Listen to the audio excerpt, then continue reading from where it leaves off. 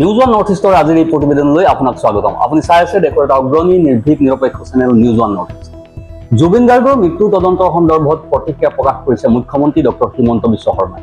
অখিল গগৈ, দেৱব্ৰত শইকীয়াৰ বিৰুদ্ধে সৰব হৈ জুবিনক লৈ ৰাজনীতি নচলিব বুলি কালি সন্ধিয়া ফেচবুক লাইভ যোগে মন্তব্য কৰিছে মুখ্যমন্ত্ৰী। শেহতীয়া ফেচবুক লাইভ সম্পৰ্কতো মন্তব্য কৰে মুখ্যমন্ত্ৰী।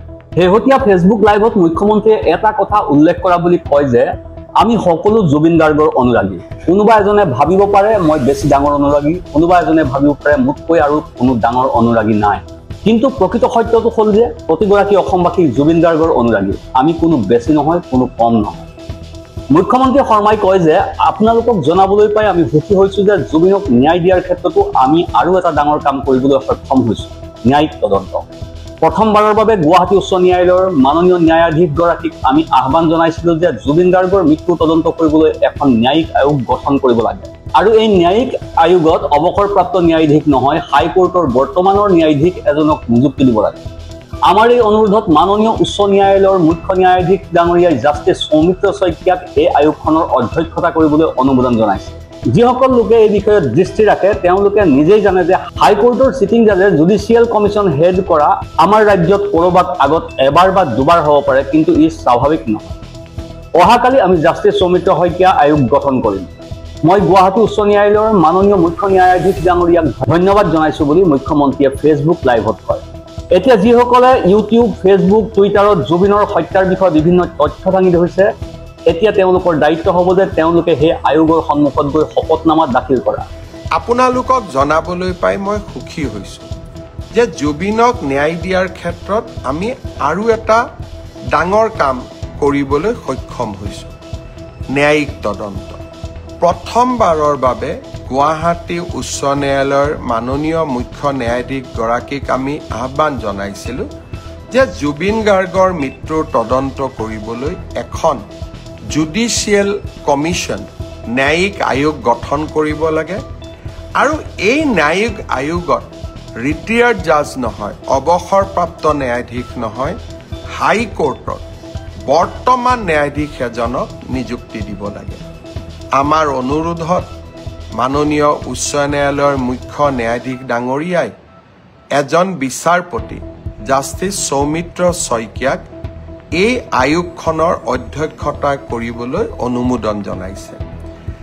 যিসকল লোকে এই বিষয়ত দৃষ্টি ৰাখে তেওঁলোকে নিজেই জানে যে হাইকোৰ্টৰ চিটিং জাজে জুডিচিয়েল কমিশ্যন হেড কৰা আমাৰ ৰাজ্যত ক'ৰবাত আগত এবাৰ বা দুবাৰ হ'ব পাৰে, কিন্তু ই স্বাভাৱিক নহয়। অহাকালি আমি জাষ্টিছ সৌমিত্ৰ শইকীয়া আয়োগ গঠন কৰিম। মই গুৱাহাটী উচ্চ ন্যায়ালয়ৰ মাননীয় মুখ্য ন্যায়াধীশ ডাঙৰীয়াক ধন্যবাদ জনাইছোঁ। আৰু এতিয়া যিসকলে ইউটিউব, ফেচবুক, টুইটাৰত জুবিনৰ হত্যাৰ বিষয়ে বিভিন্ন তথ্য দাঙি ধৰিছিল, এতিয়া তেওঁলোকৰ দায়িত্ব হ'ব যে তেওঁলোকে এই ন্যায়িক আয়োগৰ সন্মুখলৈ গৈ শপতনামা দাখিল কৰা। ক'ৰবাত ফেচবুকত লাইক, ইনষ্টাগ্ৰামত ফলোৱাৰ গোটাবলৈ জুবিনৰ অনুৰাগী হোৱা আৰু ন্যায়িক আয়োগক এতিয়া গৈ সহযোগিতা কৰা। আমি নিশ্চিতভাৱে সেইসকলৰ প্ৰতি লক্ষ্য ৰাখিম যিসকলে ফেচবুক আৰু ইনষ্টাগ্ৰামত বিভিন্ন কথা ক'লে। এতিয়া তেওঁলোকে ন্যায়িক আয়োগৰ আগত শপতনামা দাখিল কৰাৰ দায়িত্ব পালন কৰিবনে নাই। নাও the ball will be in there court. তেওঁলোকে এতিয়া ইয়াক কেনেকৈ ব্যৱহাৰ কৰে তাৰ পৰাই আমি প্ৰমাণ পাম যে কোন আচলতে কিমান জুবিনৰ অনুৰাগী। ক'ৰবাত ফেচবুকত লাইক, ইনষ্টাগ্ৰামত ফলোৱাৰ গোটাবলৈ জুবিনৰ অনুৰাগী হোৱা আৰু ন্যায়িক আয়োগক এতিয়া গৈ সহযোগিতা কৰা।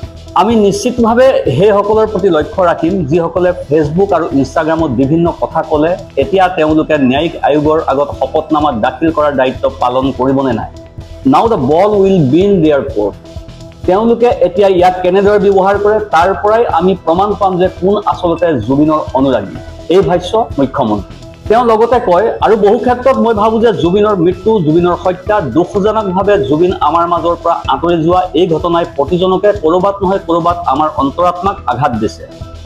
জুবিনৰ এগৰাকী অনুৰাগী হিচাপে ময়ো তাৰ ব্যতিক্ৰম নহয় আৰু সেয়েহে এটা দিনৰ ভিতৰতে ছিংগাপুৰত পোষ্টমৰ্টেম কৰি দিল্লীলৈকে তেখেতৰ পাৰ্থিৱ শৰীৰ লৈ অহা, দিল্লীৰ পৰা অসমলৈ লৈ আহি তেখেতক লাখ লাখ ৰাইজৰ দৰ্শনৰ বাবে পাৰ্থিৱ শৰীৰক সুৰক্ষিত কৰি দৰ্শনৰ বাবে মুকলি কৰি দিয়া আৰু শেষত সোণাপুৰত এক সুন্দৰ স্থানত তেখেতক বিদায় দিয়া এই সমগ্ৰ প্ৰক্ৰিয়াটোত মই অসমৰ মুখ্যমন্ত্ৰী হিচাপে নহয় জুবিনৰ এগৰাকী অনুৰাগী হিচাপেহে নিজকে নিয়োগ কৰিছিল। যোৱা ফেচবুক লাইভত মই ৰাইজক প্ৰতিশ্ৰুতি দিছিলোঁ যে জুবিনক ন্যায় দিয়াৰ দায়িত্ব ৰাজ্য চৰকাৰৰ আৰু ৰাজ্য চৰকাৰে সেই দায়িত্ব নিষ্ঠা সহকাৰে পালন কৰিব। মুখ্যমন্ত্ৰীয়ে পুনৰ কয়, আৰু আপোনালোকে দেখিলে ইয়াৰ ভিতৰত আমি এই ঘটনাৰ লগত জড়িত বুলি সন্দেহ কৰা শ্যাম কানু মহন্ত, সিদ্ধাৰ্থ শৰ্মা, শেখৰ জ্যোতি ভূঞা, অমৃত প্ৰভা মহন্ত আটাইকে আমি গ্ৰেপ্তাৰ কৰিলোঁ আৰু 14 দিনৰ বাবে পুলিচৰ ৰিমাণ্ড ল'বলৈও সক্ষম হ'লোঁ। সাধাৰণতে কোনো ন্যায়ালয়ে 14 দিন পুলিচ ৰিমাণ্ড নিদিয়ে। এই ক্ষেত্ৰত আমাৰ প্ৰচেষ্টাই এটা ব্যতিক্ৰমী ৰূপ ল'লে। প্ৰথমবাৰৰ বাবে আমি কোনোবা এজন অভিযুক্তৰ বিৰুদ্ধে 14 দিনৰ পুলিচৰ ৰিমাণ্ড ল'বলৈ সক্ষম হৈছোঁ। মুখ্যমন্ত্ৰী ডক্টৰ শৰ্মাই অধিবক্তাসকলক উদ্দেশ্যি কয় যে তেওঁলোকে জানে যে আদালতে 3 দিন 3 দিন 4 দিন 4 দিনৰ বাবে ৰিমাণ্ড দিয়ে। আনহাতে ছিংগাপুৰৰ অসমীয়া লোকসকলৰ সন্দৰ্ভত মুখ্যমন্ত্ৰীয়ে কয়, এতিয়া আমাৰ অপেক্ষা ছিংগাপুৰত থকা অসমীয়া লোকসকলে যাতে আহি আমাৰ তদন্ত প্ৰক্ৰিয়াত সহযোগ কৰে আৰু যদিহে তেওঁলোকে সহযোগ নকৰে তেওঁলোকৰ বিৰুদ্ধে আমি কঠোৰ হ'ম। বহুতৰ প্ৰশ্ন আছিল ছিংগাপুৰত পোষ্টমৰ্টেম হ'ব, আমি পোষ্টমৰ্টেম ৰিপৰ্ট নাপাম। যোৱাকালি জুবিনৰ পত্নী গৰিমা গাৰ্গৰ হাতত আমি ছিংগাপুৰত পোষ্টমৰ্টেম ৰিপৰ্টটো তুলি দিছোঁ। গুৱাহাটী মেডিকেল কলেজত হোৱা পোষ্টমৰ্টেম ৰিপৰ্টটো অহাকালি আমি জুবিনৰ পত্নী গৰিমাৰ হাতত তুলি দিম। গুৱাহাটীৰ পোষ্টমৰ্টেম ৰিপৰ্টটো ৰাজহুৱা কৰিব নে নকৰিব সেই সিদ্ধান্ত আমি গৰিমাৰ ওপৰত এৰি দিম। গৰিমাৰ হাতত আমি পোষ্টমৰ্টেম ৰিপৰ্ট গতাই দিম আৰু আদালতকো এই পোষ্টমৰ্টেম ৰিপৰ্ট গতাই দিম। শ্ৰদ্ধাৰ ৰাইজ, কেতিয়াবা কাকতালীয় সংযোগ হয়, কেতিয়াবা ডেলিভাৰেট হয়। যোৱাকালিৰ পৰা এখন নতুন নাটক আৰম্ভ কৰা হৈছে। শ্যাম কানু মহন্ত উচ্চতম ন্যায়ালয়ত কেনেকৈ যাব পাৰে? কোনোবা উচ্চতম ন্যায়ালয়লৈ যাব খুজিলে তাক কোনেও ৰখাব নোৱাৰে, কাৰণ সমগ্ৰ বিশ্বৰ পৰাই আজিকালি ইণ্টাৰনেটৰ জৰিয়তে উচ্চতম ন্যায়ালয়ত কোনোবাই আবেদন কৰিব পাৰে। ন্যায় বিচৰাৰ অধিকাৰ সকলোৰে আছে। মই মুখ্যমন্ত্ৰী এগৰাকীয়ে কেনেকৈ মানুহক বাধা দি ৰাখিম যে আপোনালোক উচ্চতম ন্যায়ালয়লৈ নাযাব বুলি মুখ্যমন্ত্ৰীগৰাকীয়ে কয়। তেওঁ লগতে কয় যে কিন্তু উচ্চতম ন্যায়ালয়ত শ্যাম কানু মহন্তই কি আবেদন কৰিলে যে অসম পুলিচৰ ওপৰত মোৰ বিশ্বাস নাই, SITৰ ওপৰত মোৰ বিশ্বাস নাই, ৰাজ্যখনৰ টপ এক্সিকিউটিভ অৰ্থাৎ মুখ্যমন্ত্ৰীৰ ওপৰত মোৰ বিশ্বাস নাই, মোক কাক লাগে, মোক CBIক লাগে। এই কথাখিনিয়ে যোৱা 5 দিন আগৰ পৰা কোনে কৈ আহিছে? অখিল গগৈ ডাঙৰীয়াই মোক লিখিতভাৱে জনাইছে যে অসম পুলিচৰ ওপৰত মোৰ আস্থা নাই, মুখ্যমন্ত্ৰীৰ ওপৰত মোৰ আস্থা নাই, CBIক এই তদন্ত দিব লাগে। আনহাতে দেৱব্ৰত শইকীয়া সন্দৰ্ভত মত প্ৰকাশ কৰি ফেচবুক লাইভত মুখ্যমন্ত্ৰী শৰ্মাই কয়, দেৱব্ৰত শইকীয়াই লিখিলে ৰাষ্ট্ৰপতিক যে এই তদন্ত CBIক দিব লাগে আৰু এতিয়া শ্যাম কানু মহন্তই লিখিলে এই তদন্ত CBIক দিব লাগে। এয়া কাকতালীয় সংযোগ নে এয়া এক প্ৰকাৰৰ ষড়যন্ত্ৰ তাক মই নাজানো। কিন্তু শ্যাম কানু মহন্ত, অখিল গগৈ, দেৱব্ৰত শইকীয়া কোনেও অসম পুলিচক বিশ্বাস নকৰে। কিন্তু এই অসম পুলিচে আজি ছিংগাপুৰত হোৱা ঘটনা এটাকো আমি তদন্তৰ আওতালৈ আনি 4জনকৈ ব্যক্তিক আমি জেল হাজতত ৰাখিবলৈ সক্ষম হৈছোঁ। SIT অসম পুলিচক শ্যাম কানু মহন্তইও বিশ্বাস নকৰে, অখিল গগৈও বিশ্বাস নকৰে, দেৱব্ৰত শইকীয়াও বিশ্বাস নকৰে। এয়া কাকতালীয় সংযোগ নে আন কিবা? তাক সেয়া বিচাৰৰ দায়িত্ব আপোনালোকৰ। অসম আৰক্ষীক সমৰ্থন জনাই বিৰোধীক কটাক্ষ কৰি মুখ্যমন্ত্ৰীয়ে কয়, কিন্তু এই অসম পুলিচে অসমত গড় হত্যা ৰোধ কৰিছে। এই অসম পুলিচে সন্ত্ৰাসৰ বিৰুদ্ধে অসমক জয়লাভ কৰোৱাইছে আৰু এই অসম পুলিচে জুবিনৰ ন্যায়ৰ বাবে আমি সকলো কাম কৰিম। এইকেইটা দিনত কেইজনমান ব্যক্তিয়ে অসম পুলিচে ক'ত ভুল কৰিছে তাক লিখিব আৰম্ভ কৰিছে। তাৰ মানে ইনডাইৰেক্টলি তেওঁলোকে শ্যাম কানু মহন্ত আৰু সিদ্ধাৰ্থ শৰ্মাক বুজাইছে যে এইকেইটা পইণ্ট লৈ আপোনালোকে আদালতৰ ওচৰলৈ যাওক।